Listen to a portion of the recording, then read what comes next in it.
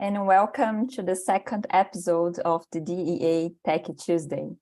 Are you interested in technology? Do you want to learn about code?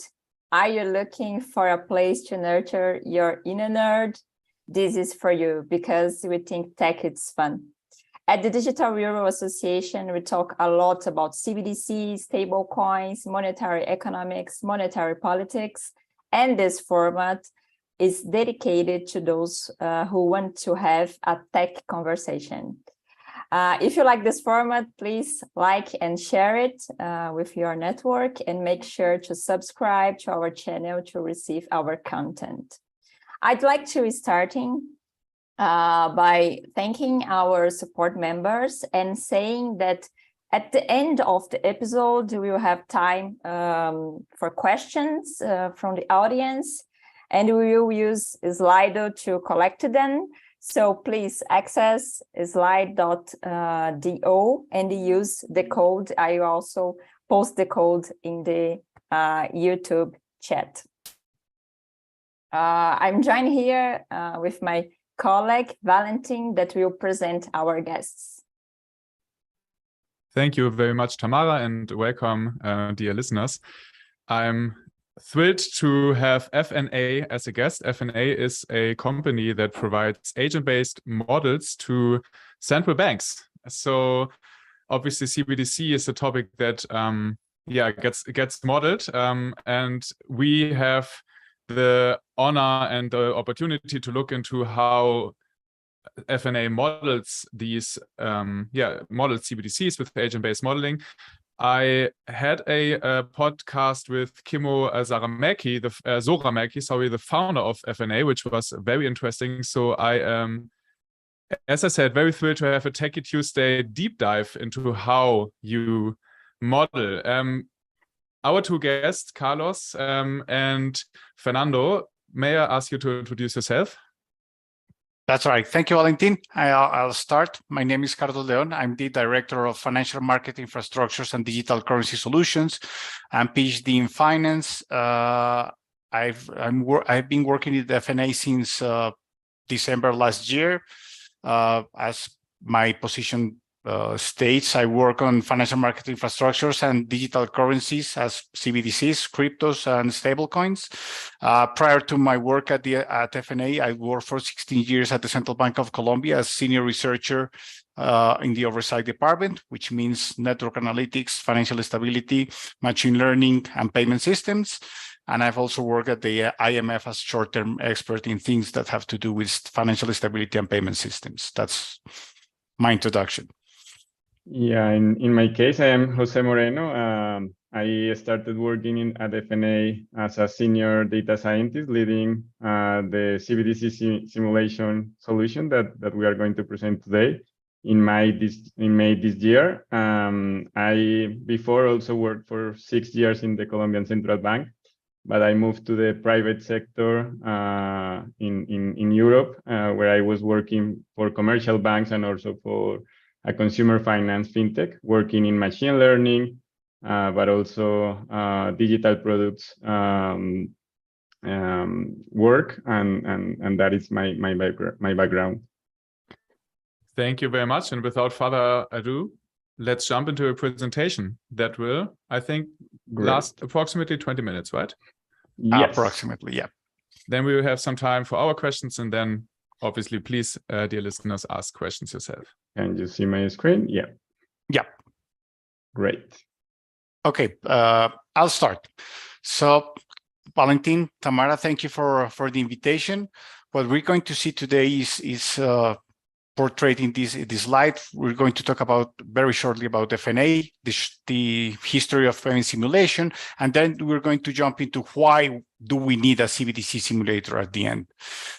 For that purpose, we're going to talk a little bit about agent-based simulation, and we're going to show you in a demo, which José Fernando is going to deliver, what is the approach, what is the method that we're using with agent-based modeling to simulate how CBDC is rolled out or adopted in an economy, and obviously which are the main impacts that we expect to have from this. And after the demo, we're going to talk about what we think is the next generation of CBDC simulation and analytics, and then we'll discuss. So about FNA, and here I have to add something to what Valentin just mentioned. FNA is about, it stands for Financial Network Analytics. So FNA started in network analytics. It's network analysis, and that's what Kimo Soramaki, the founder and CEO, is most well known for. And that's how I arrived to FNA at the end, because I worked a lot on network analytics, and that's something that is common to many people who work at FNA. So FNA, what it does is it's a leader in advanced network analytics and simulation. That's where agent-based modeling comes. And the software produced by FNA is used to uncover hidden connections and anomalies in large, complex datasets to predict the impact of stress events and to optimally configure financial systems and infrastructures. That's the aim. And those logos that you have on the right of the slide is which are the main clients that we have today, which is just to highlight that FNA is trusted by the world's largest central banks, government authorities, commercial banks, and financial infrastructures. So something very quick about the history of payment simulation is something that started about 1999 in Bank of Finland, when they developed the first payment system simulator. There were afterwards several enhancements to the literature about payment simulation, going to CLS, the Federal Reserve Bank of New York using it, Bank of England also using some payment simulation to introduce liquidity saving mechanisms. And we can go to 2018, when Finality started working on synthetic CBDCs. And 2021, we can find the first retail CBDC simulator, which is something that we're going to show you today. And it, as we will mention later on, it is a bottom-up approach, which is focused on the design options, the adoption of the CBDC, and obviously the macro-financial impact. After 2021, what we are having is, sorry, next one. So we're going to talk about, after 2021, is what we have today. So first, we have to take into account that the CBDC is a field, there is an ecosystem with many stakeholders.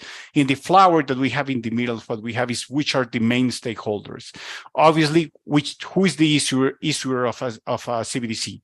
Central banks. So the largest pedal, or the pedal which is with more issues or more questions and concerns, is the one belonging to the central bank and financial authorities. But it's also very important to take into account that the central bank does not work alone in the CBDC ecosystem. To the left, we'll have the industry, that meaning banks, financial institutions, payment system providers, which obviously have a lot to do because they will be affected by the CBDC and they will become the distributors of the CBDC at the end. But to the right, we also have the governments and other agencies, which are obviously concerned about how they will interact with the CBDC. So to the left of the slide, we have what were we looking for when we thought about the model.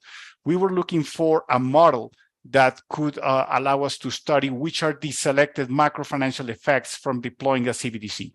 And here I have to make a very important statement. We do not care about the technology which is beneath the CBDC. We do not care if it's DLT, if it's centralized, if that doesn't matter for us. What we are going to try to come up with is a model that which will allow us to study the macro financial effects. And we're going to see which effects are we talking about. Obviously, we needed a parsimonious and tractable model that would allow us to work on scenario analysis. And this is a very key important point, which is if you want to understand how to roll out something, you need to study scenarios to try to understand which are the most probable outcomes of that rollout. Obviously, we needed a modular, flexible, and extendable modeling approach that would allow us to add new features and add new questions to the model. Because as no one or not many central banks have rolled out a CBDC, there are many questions that are arriving every day. So our goals at the end is to shed light on crucial macro financial and payment questions, to measure the impact on the economy, the financial system, and the payment ecosystem, to be able to analyze and substantiate the design of CBDCs, and obviously to encourage research on CBDCs. About the solution at the end is that the CBDC simulation should be a key element for central banks and all the stakeholders to model the impact of the CBDC when it's introduced into the economy. It allows central banks and market participants to design a safe and efficient CBDC by testing multiple policy inputs and tailored CBDC configurations. And this is one of the key points to get adoption at the end.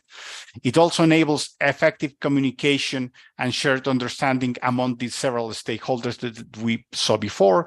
And obviously, it accelerates the time to value and reduces the costs, as its main components are all based on FNA's out-of-box technology.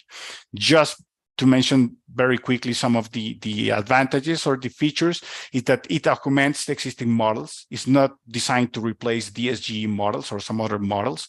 It substantiates qualitative analysis with quantitative insights, which is something that is lacking right now when central banks are designing CBDCs.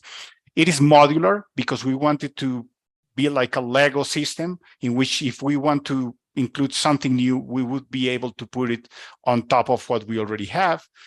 As I mentioned, it's technology agnostic. We don't care if it's DLT, central register, it doesn't matter for us. It's data agnostic in the sense that it can use publicly available data, proprietary data, or even simulated data. And at the end, what we want is to provide value beyond the design phase, also to not only to help central banks and commercial banks to design the CBDC, but also to monitor, to do a stress testing, to understand what happens after it's rolled out. It's not only the rollout, it's the existence of the CBDC, which should have proper analytical tools.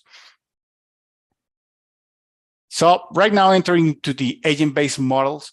Agent-based model is something that sounds rather new, but it has already like a track record. In 2006, our CEO and founder, Kimmo Soramaki, was working with the Federal Reserve Bank of New York, and they started one of the first articles or papers about agent-based modeling, money and banking.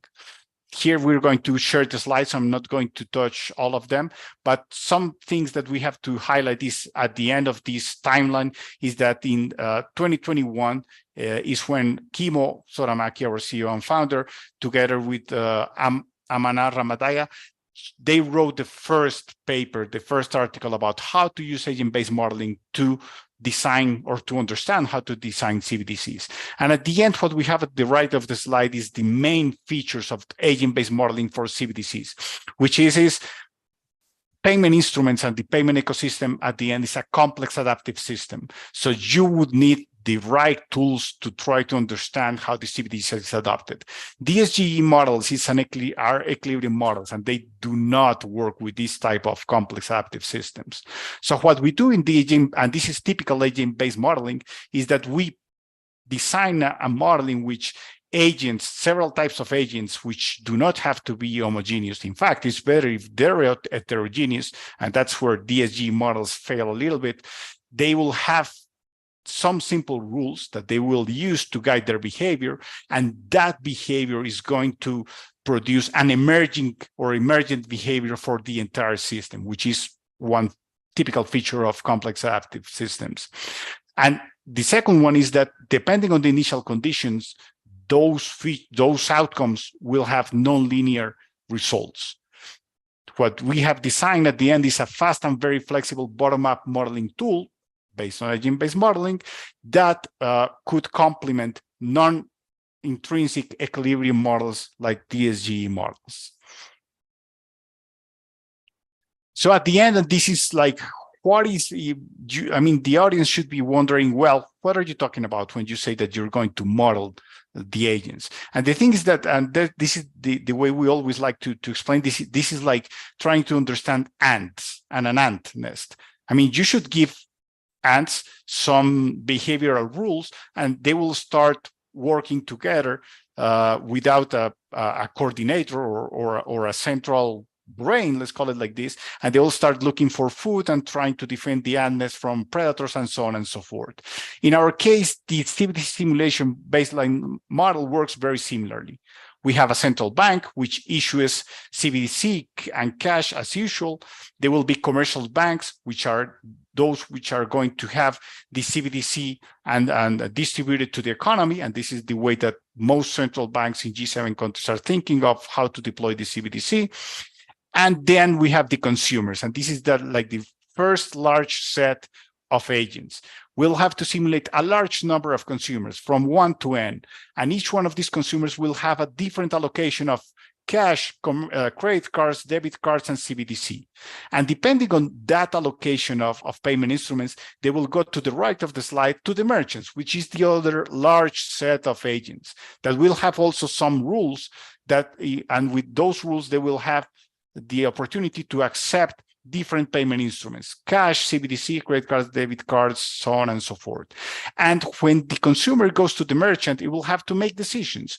Which payment instrument to use? It will depend on which type of merchant are you going to. It will depend on the value of the transaction. It will depend on many factors. And those factors will be incorporated via the rules. So here in this circularity that you can see between the merchant and the consumer is where adoption occurs. Adopting a payment instrument is a matter of a two-side market. So what you will have is merchants deciding which payment instrument to accept based on what the consumer has, and also the consumer will decide which payment instrument to acquire depending on what the merchant is accepting. So there is this very interesting feedback effect, this emergent behavior, what we are trying to model. At the end, and this is going to be very quick, the main inputs that we are using is payment statistics, income distribution of the country that we're trying to model, what payments instruments are being used in the economy and in which ways, which percentages, what is the payment instruments acceptance by the merchants, the main bank's statistics, I mean, balance sheets and so on and so forth, and which policy instrument the central bank uses usually. The main outputs, and I'm going to do it quick because José is going to show some of them, is which is the adoption rate of the CBDC, which is the composition of consumers' wealth and how it's going to change through time, which is going to be the diffusion of different payment instruments in the economy, what is going to be the effect on banking disintermediation, which is the most feared effect from the commercial bank community, and obviously central banks when they're thinking about financial stability, which is going to be the bank's balance sheet effect, and also the scenario analysis that we could have with the modeling. Now I'm going to turn to José Fernando, and he's going to show you our demo. Okay, I will go very quickly through the demo so I can present what we have in our platform. First, I will show you different implementation setups and their outputs in a way that you can compare different scenarios. Secondly, I will present to you one simulation output and how it looks like and how we can go further and do our analysis through network analytics capabilities that FNA has. And later on, I will show you very quickly how you can execute these simulations through configurations that you can set up in our platform. So here what you have, for example, it's 5 scenarios where basically one of the most commented these days are the maximum CBDC value that each consumer can have in their accounts, right? So here you have, for example, different scenarios coming from 100 as the maximum to 4,000. We have listened many times that ECB is trying to apply something around 3,000.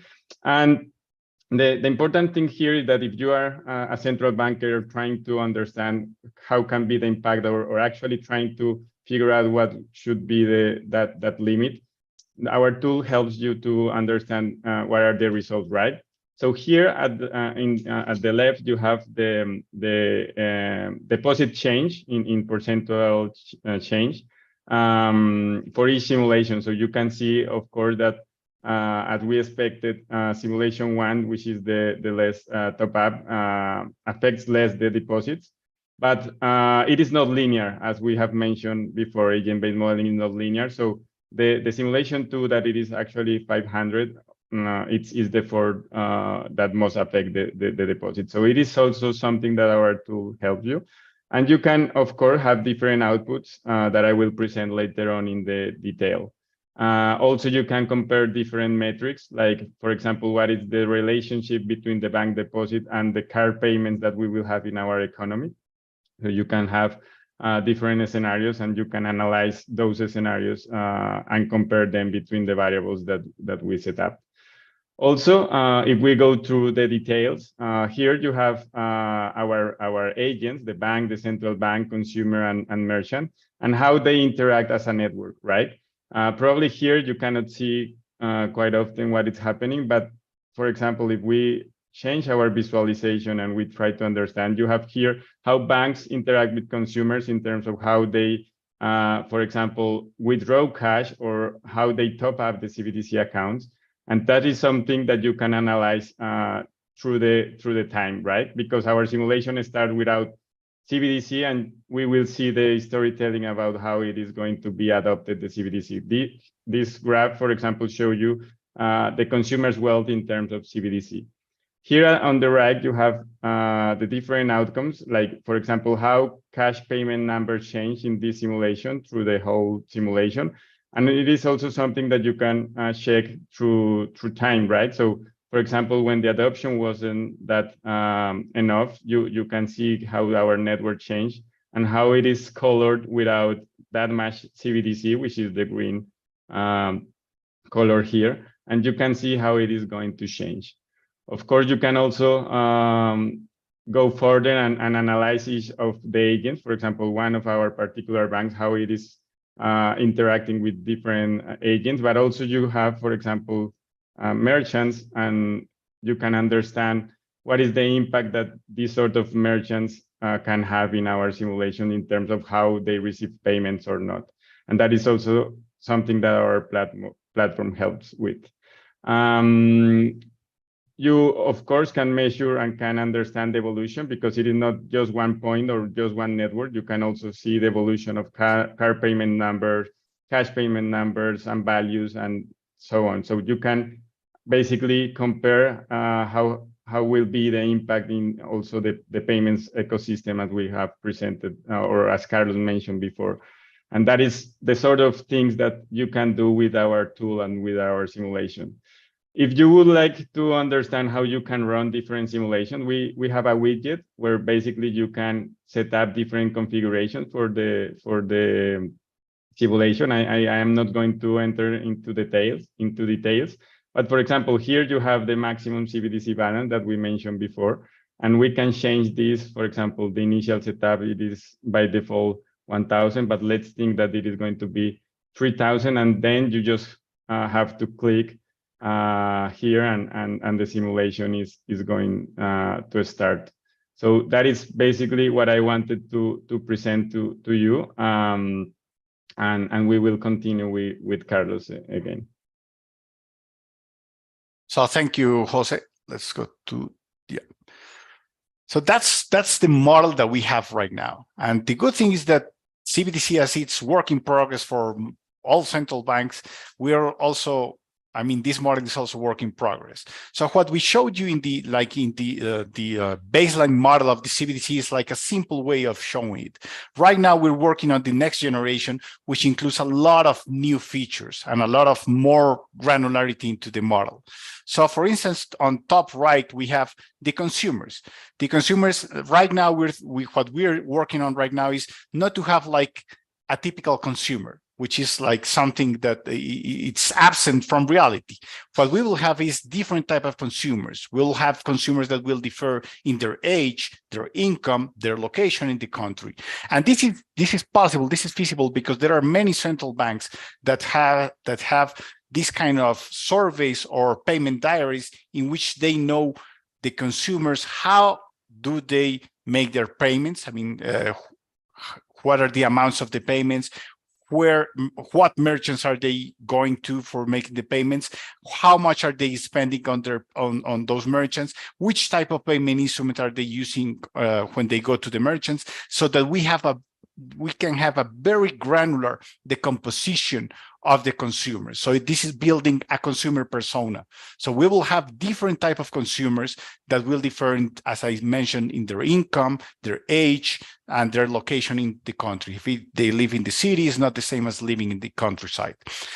Also, when we go down, the merchants will have also some very different behavior depending on if they sell food, if they're pharmacists, if they're I don't know, if they're if they supply tools or something like that. It will depend a lot. So, and that different type of merchant will also determine which type of payment instruments they're willing to accept. And this is very interesting because, as we mentioned before, what we're trying to recreate or to mimic is that feedback process in which the consumers and the merchants, depending on the product, the location, and obviously the traits or the features of the consumers and the merchants, they will decide what payment instrument they want to use. And this is what is going to give the adoption as a result. And obviously, as there is CBDC adoption, there also should be like some decrease in the other payment instruments. And that's something that we will see that will affect not only the economy, but I mean, not the economy as a whole, but also the banks. So the banks, we will also have different types of banks. Banks which are focused on consumers, banks which are focused on the corporate clients. So depending also on this bank persona that we are modeling based on publicly available information, we will have which is going to be the impact on different type of banks. For sure, we're going to try to understand which is the impact on solvency, which is the impact on their profitability. And those are the things that are becoming more and more important as CBDC is coming our way. Because perhaps the main question that we have from the stakeholders right now is from the side of banks or the financial industries, how is this going to affect my business as usual? Is there going to be a deposit migration to CBDCs? How large is this migration is going to be? And this is the type of questions that we want to answer by mimicking how the adoption occurs between consumers, merchants, and the interaction with the banks. We are also obviously including at some point the government, which could deliver subsidies to the people through CBDCs, and obviously the central bank. And all these four agents, we have to model them. And the best way that we have found out to model them is using balance sheet modeling, because at the end, that is what is going to tell us which is the economic impact on each one of these. So what we're doing here is an agent-based model that will try to come up with a solution that will allow us to understand what is the impact on these different heterogeneous kind of agents, and the outcome mainly will come in the form of balance sheet modeling and how the payment instruments are going to change their usage in the economy. We expect to have this part released in the first or second quarter of 2023. So at the end, what we're working on right now is on the impact of disintermediation commercial banks, so the impact on solvency and margins of the commercial banks, to have a refined consumer and merchant adoption function, to include remuneration and to try to understand how remuneration could affect the CBDC, to include additional intermediaries, to measure financial inclusion, which is one of the main motivations in Latin America or Africa, for instance, to include some additional networks to the modeling, to simulate the stress and shocks to the economy through CBDCs, additional payment instruments, additional output results as network statistics, some other macroeconomic impacts, to, for instance, include cross-border payments. What happens if a retail CBDC can be used in several countries, as could be the digital euro case, interoperability with other types of money, and obviously programmability. So the idea is to include these other things into this solution. Finally, and this is where I will stop now, is at the end, and this is something that we talked about or that I mentioned at the beginning, is not only the rollout or the deployment of the CBDC. After you do all the research, which is what we have in the pre-launch part in the right side of the slide, after a central bank does research and does this design and runs some pilots, they will have to do so many things about what is the central bank and the other incumbents or the stakeholders expecting from the first day of the CBDC. So that's how does the CBDC go live. And after that, every day, central bank and commercial banks, which are the distributors of the CBDC, should have tools to monitor what is happening with the CBDC. Is being rolled, is being adopted or not? Why is that the case? What other features could you change of the CBDC to make this iterative change so that the central bank has some tools, dynamic tools, to make the CBDC what they're looking for? And this is something very important because CBDC has a very important difficulty. You either, I mean, if the adoption is very low, that's failure for the central bank. That's reputational cost, reputational risk, and obviously it is a waste of taxpayers' money if it doesn't roll out successfully. But if it's completely successful, it will for sure have some financial stability implications for commercial banks. So what we are trying to do with this kind of modeling is not only to help central banks to design the CBDC, but to allow them to have monitoring and analytical tools to find that sweet spot in adoption, because it cannot be very low, it cannot be very high. It should have this adoption that makes the central bank and the whole economy comfortable with the CBDC. And that's it. We're now open for your questions or concerns. Great. Thank you so much, Carlos and Jorge, for this super interesting presentation, and also the simulator. Perhaps you can start talking about the model. You just mentioned that there are many options and the outputs can change considering the parameters and also the agents. So for each central bank it would be different. And we know that the model was calibrated using data from the German retail market. And have you tried data from other countries with different market scenarios? And how this model, this simulator has performed?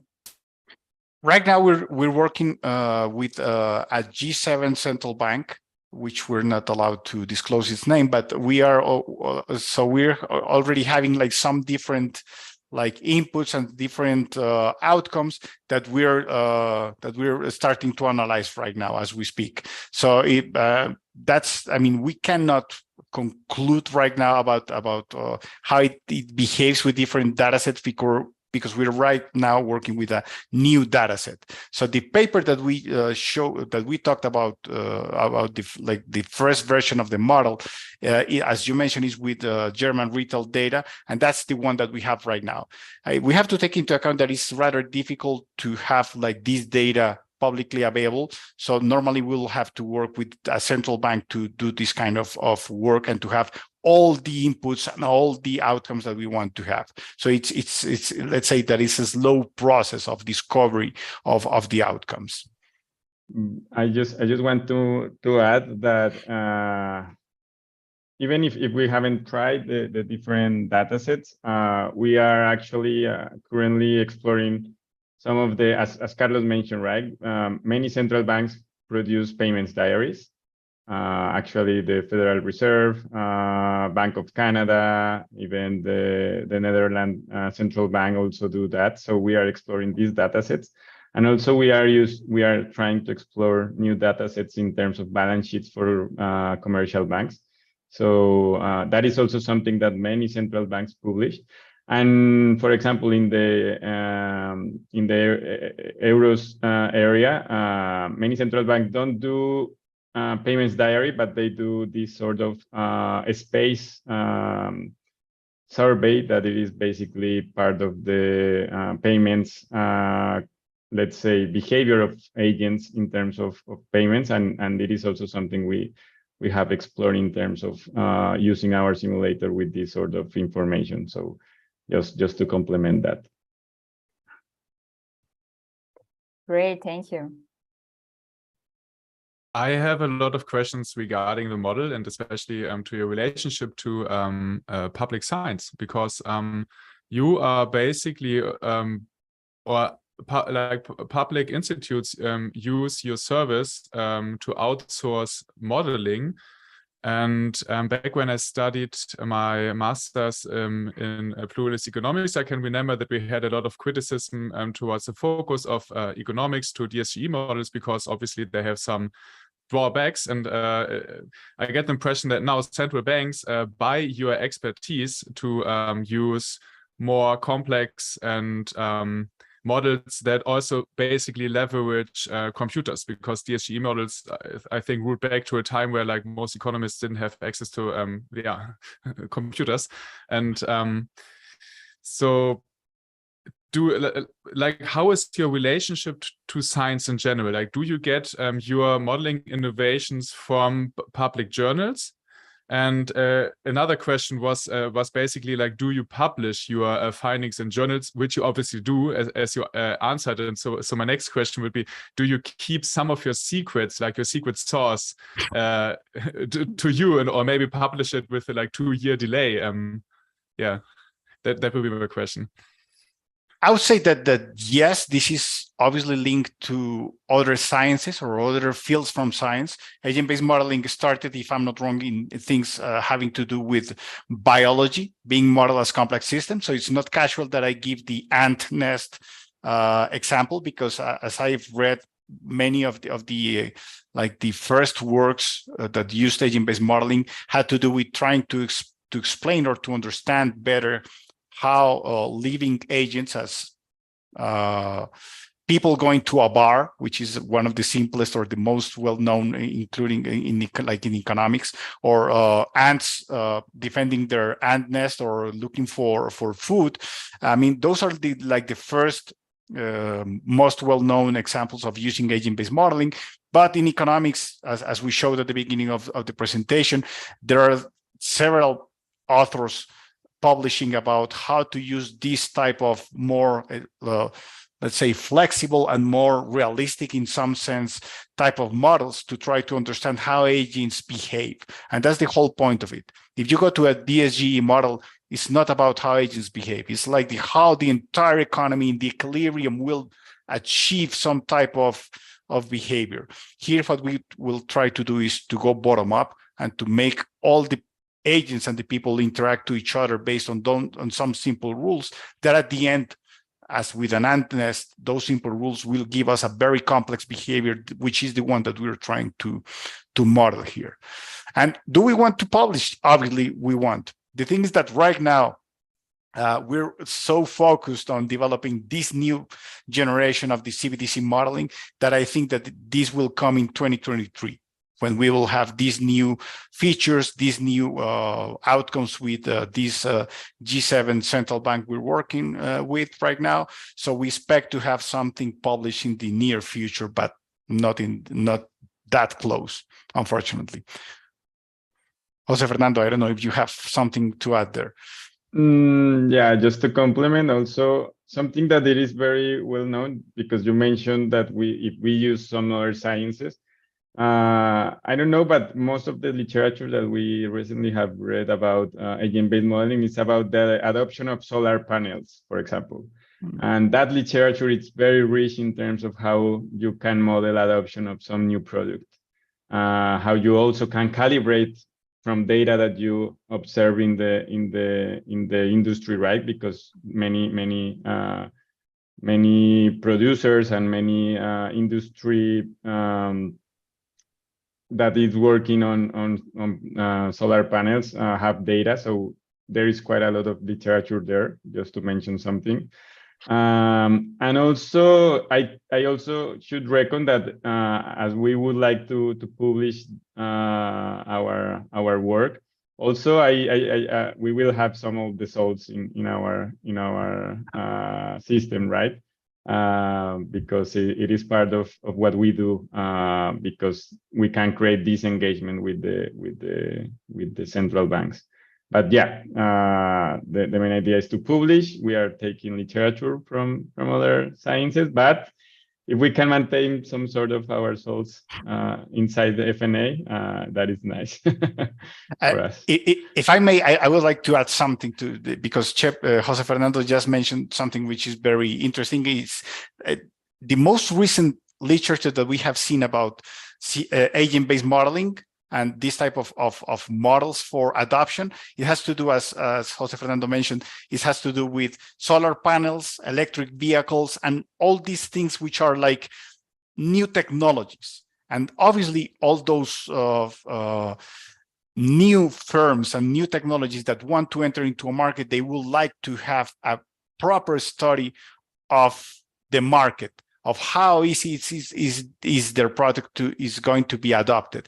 And I think that this is a very interesting thing, because at the end, central banks are not used to design products for the end user.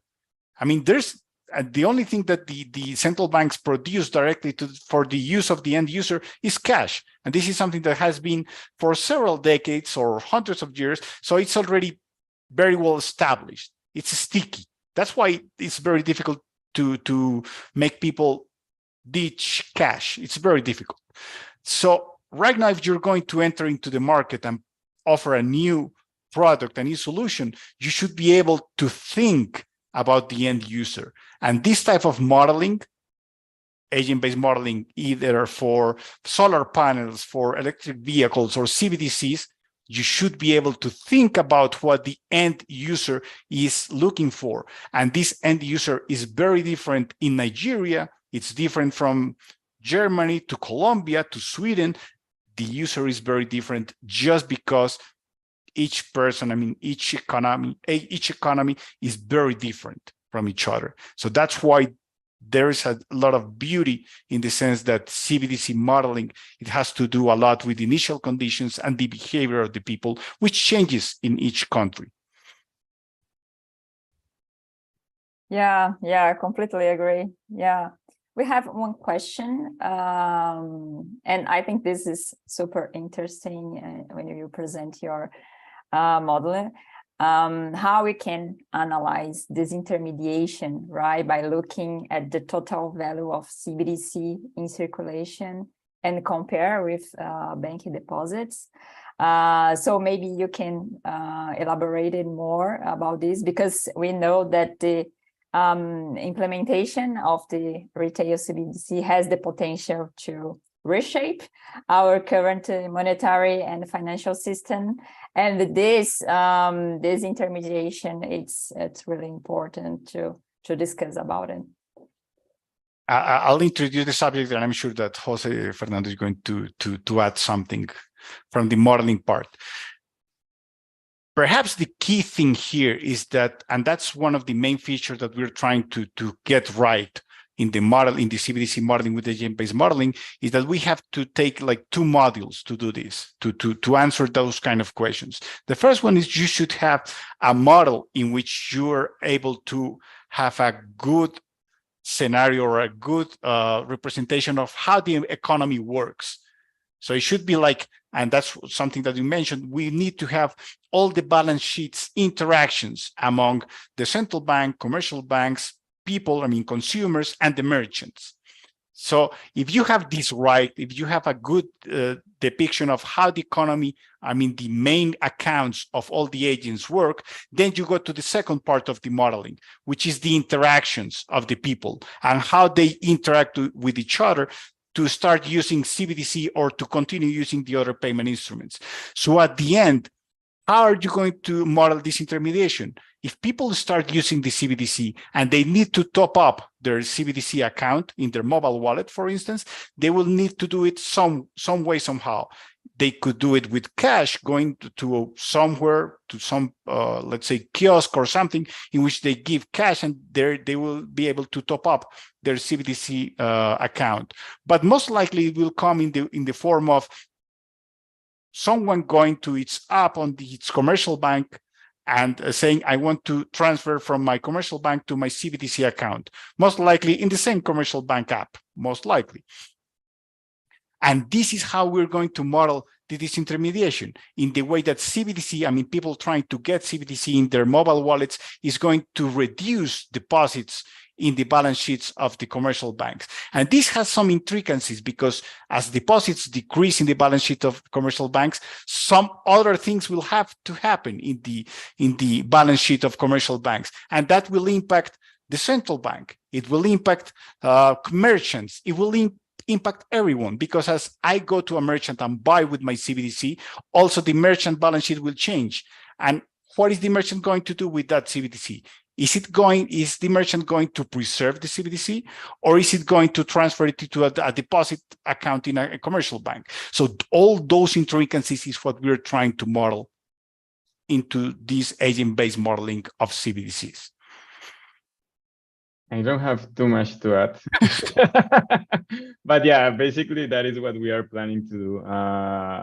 You have the accounts and trying to understand how per agent, because that is actually very nice to have in the agent-based model. You know that if a consumer buy a good of service with CBDC, that merchant is going to have the CBDC. But actually, there are some open questions that we already don't have. And here is where scenarios comes to, because basically what we will have is, we will have some scenario, let's imagine, where merchants can accumulate CBDC.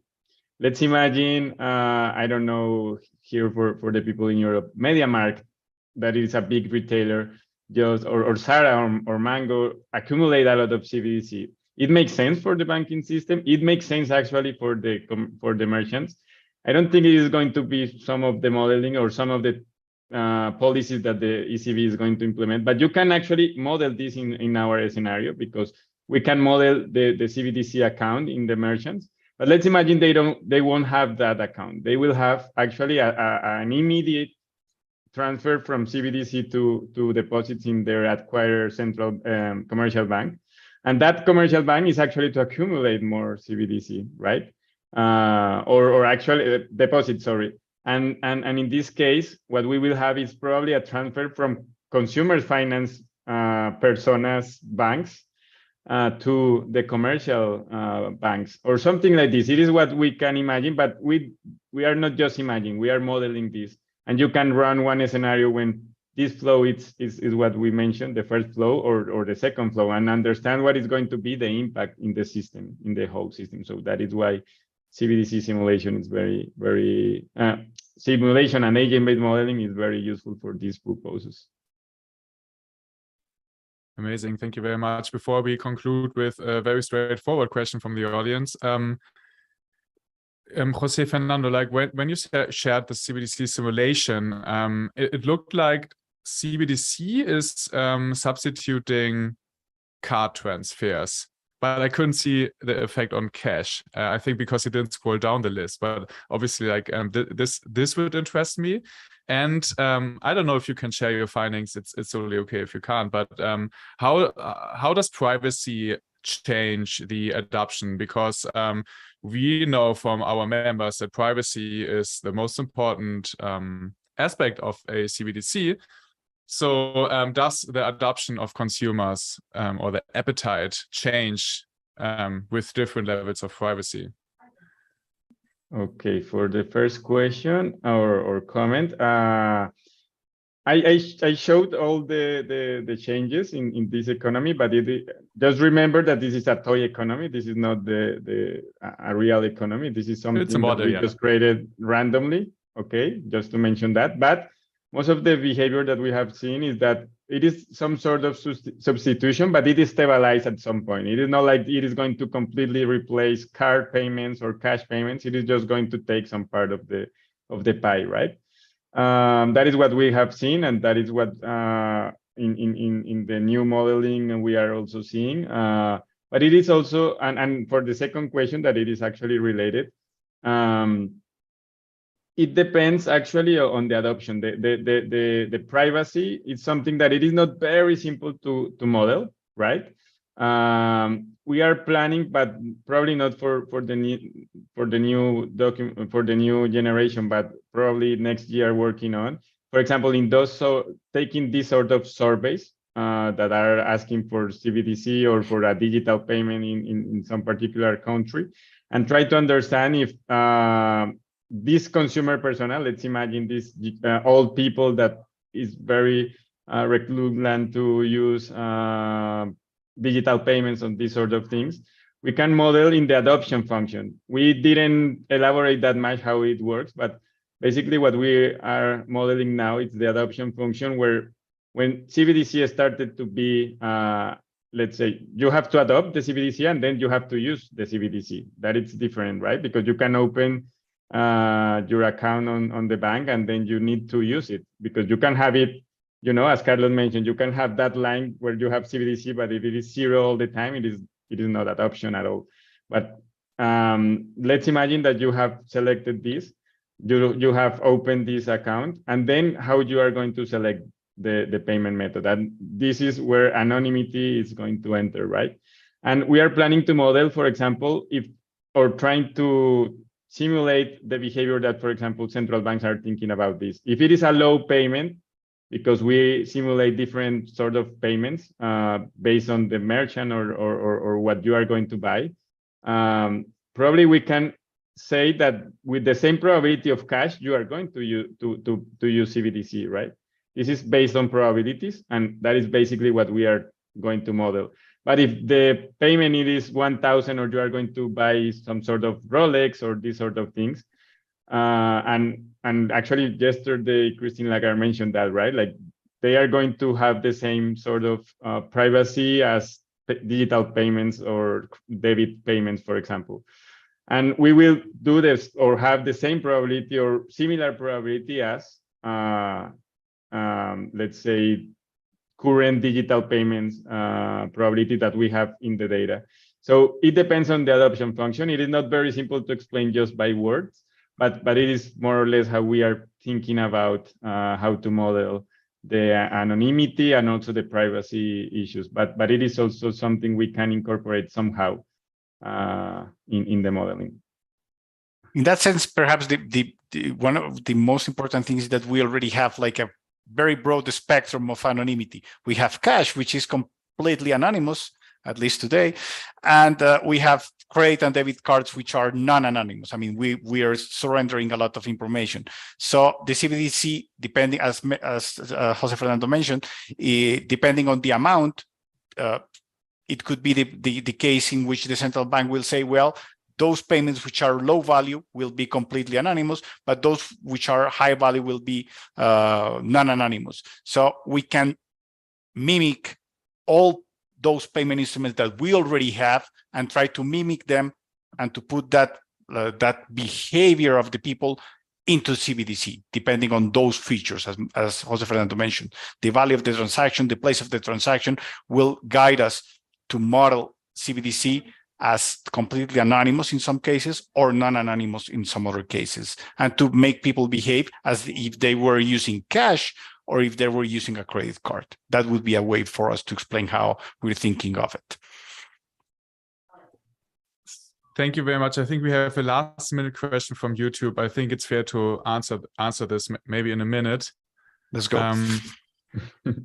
How do you fine-tune, calibrate your model to maximize accuracy?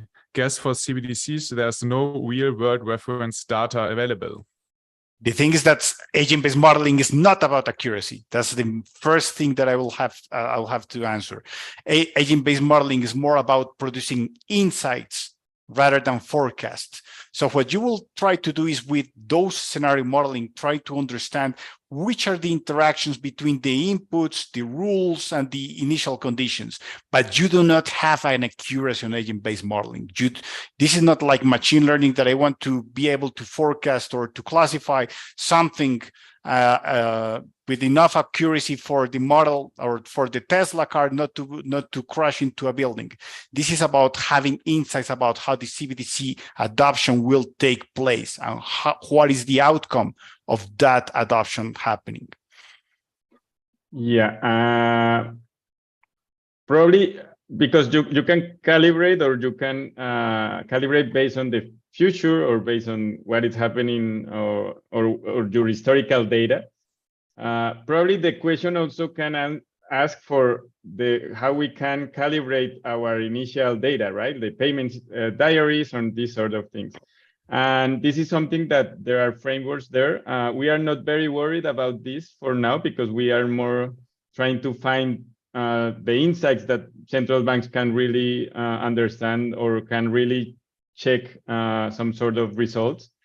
But there are tools like, for example, last week we have a very interesting meeting with Bank of Italy. They have a research department that it is Bankit Art, if I am not wrong, and they have a framework for calibration of agent-based modeling. This is also something we probably will explore next year for calibration purposes. And we are working on that, but that is not our main concern today. As Carlos mentioned, it is not necessary for what we are planning to explore now. Great. Since we are almost out of time, I'd like to thank you, Carlos and José, for this amazing discussion and ask you to give your closing remarks. Well, I'll start then. About the CBDC modeling, I would say that, and I'm going to emphasize something that I already mentioned, is the end user case. The things that central banks are not used to designing products for people. I mean, the only thing I can think of is designing the bills. I mean, the banknotes, the size, the color, and so on and so forth. That's perhaps the best end use case that central banks work on. But to introduce a new digital currency is something huge that will impact the whole economy, the society, the politics. Everything is going to be affected by this. So central banks should be aware that the end user case should be one of the mainstays of what they are designing. The design options, the anonymity, the remuneration, everything has to come to be synchronized or to have as a target the end user. If you don't care about the end user, the adoption will be very difficult, very painful, and it could have a lot of problems going through the economy, like financial stability problems or the risk for the central bank, for instance, the reputational risk of having a unsuccessful rollout.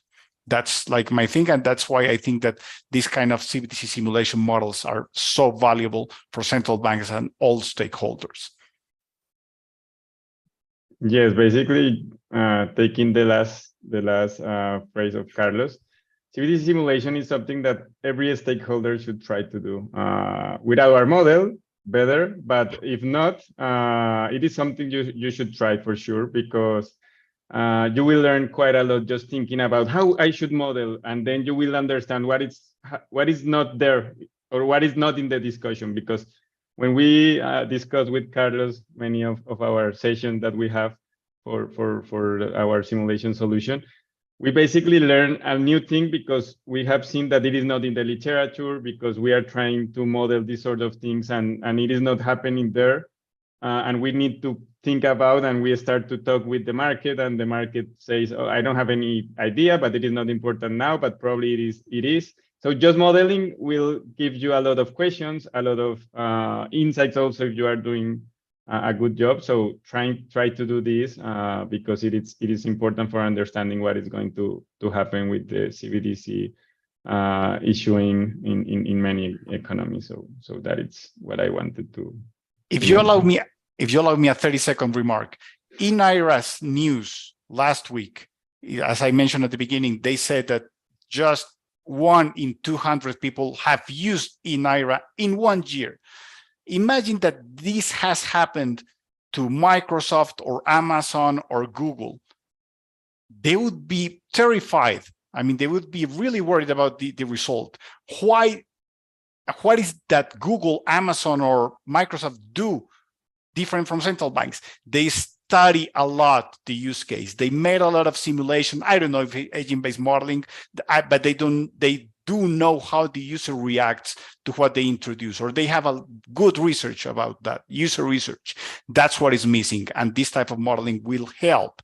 We're not saying that it will solve everything, but it will help a lot central banks and commercial banks to understand what the end user needs and wants and how the adoption could take place based on that.